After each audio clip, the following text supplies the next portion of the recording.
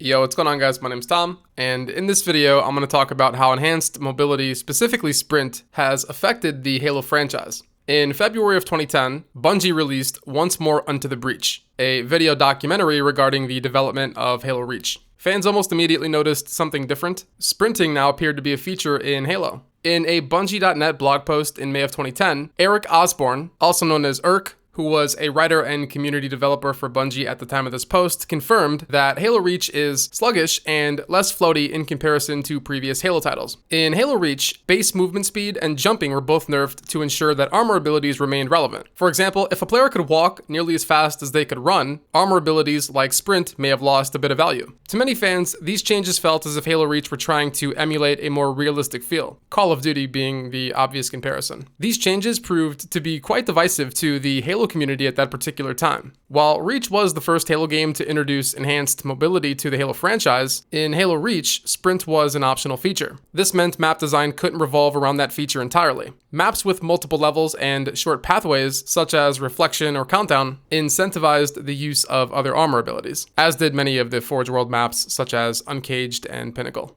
In Halo 4, Sprint became a static ability. Sprint was now usable in conjunction with other armor abilities, and could be used indefinitely with the mobility perk. To compensate for Sprint now being a static ability, maps were elongated and features such as instant respawn and perks were implemented to give players the false impression that enhanced mobility sped up the pace of gameplay. Halo 4 launched with 10 multiplayer maps: Abandon, Adrift, Complex, Exile, Haven, Longbow, Meltdown, Ragnarok, Solace, and Vortex. 6 out of 10 maps, Complex, Exile, Longbow, Meltdown, Ragnarok, and Vortex, were huge. The other 4 maps, Abandon, Adrift, Haven, and Solace, weren't necessarily small, especially when compared to maps in previous Halo titles. Now, I understand that faster movement calls for bigger maps, but as a franchise, Halo had always been centered around 4v4s. Team SWAT, Team Snipers, Team Slayer, Team Hardcore. You get the idea. When Halo 4 launched, out of the 9 playlists available, 6 of 9 required at least 10 players to play. In Halo 5, sprinting indefinitely no longer required a perk. 343 Industries attempted to balance sprint by making it so a player's shields wouldn't regenerate while sprinting. While this change was meant to balance sprint, it essentially negatively affected game speed by encouraging players to slow down their gameplay. Halo 5 also introduced a new set of static abilities, many of which weren't well received, but that's a different topic for a different video. Like Halo 4, Halo 5's multiplayer maps were built with enhanced mobility in mind. In an article on Eurogamer.net, Josh Holmes, 343's studio head at the time of this post, said, "The focus for us was delivering on that heightened mobility and the sense of being able to move fluidly throughout the environment. Sprint plays a big part of that.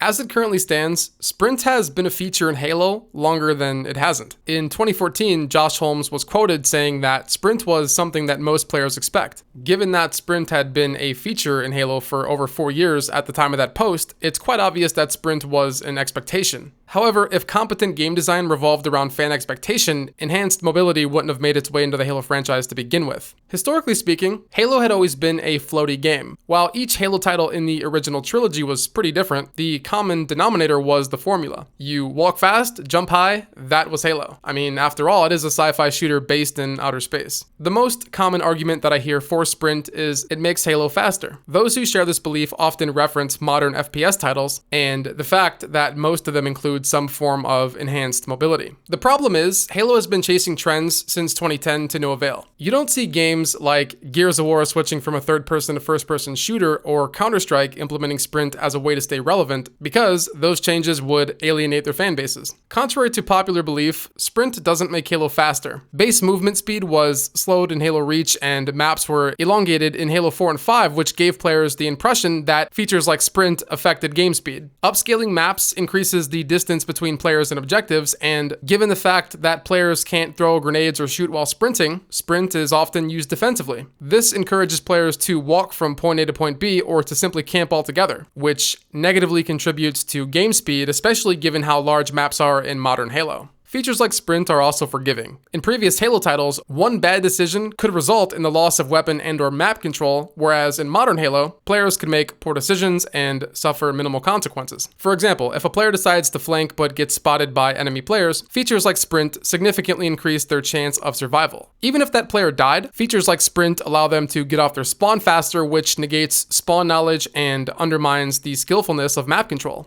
The only compelling argument that pro sprint players can offer would be the alienation of new Halo fans. In a post on HaloWaypoint.com, Spartan Jedi 58 writes, "Pulling sprint for the sake of nostalgia would alienate new players and those who have become fans around or after the Reach era. While one can make the argument that features like sprint have negatively affected Halo, these features have also spawned a new generation of Halo fans. The removal of sprint would likely alienate these players and would leave them feeling similar to how veterans felt in September of 2010 with the release of Halo Reach. The problem is, buying into the idea that features like sprint affect game speed is no different than psychological pricing. People often associate the term sprint with fast, just as consumers are likelier to purchase items listed at $4.99 instead of $5. I don't believe that enhanced mobility has a place in Halo. Halo has been stuck in this continuous cycle of chasing trends to attract new fans, but in the process, they have alienated their own. Halo needs to reestablish its identity, and there's no better way to start than reverting to its original formula. Change is inevitable, I get that, but if something has historically worked, you stick with it until it doesn't. But anyway, guys, that's it for me, so I hope you guys enjoyed the video. As always, like, favorite, comment, subscribe.